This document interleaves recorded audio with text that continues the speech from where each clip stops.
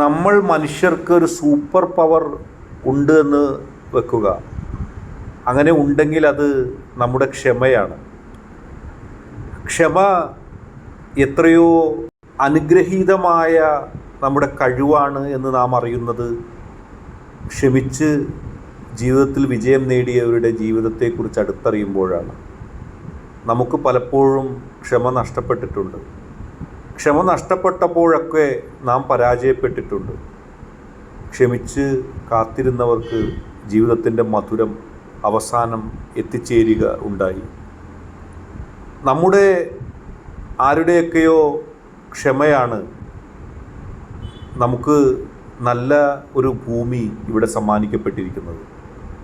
നമുക്ക് മുമ്പേ ഉണ്ടായിരുന്നവരുടെ ക്ഷമയാണ് നമുക്ക് ഇപ്പോൾ കിട്ടപ്പെട്ടിരിക്കുന്ന ഈ മൂല്യങ്ങളെല്ലാം. ക്ഷമിക്കുന്നവൻ്റെ ഒപ്പം മാത്രമാണ് വിജയം. ഇതുവരെ ലോകത്ത് ക്ഷമയുടെ മധുരം അറിയാതിരുന്നവരാരും വിജയിച്ചിട്ടില്ല.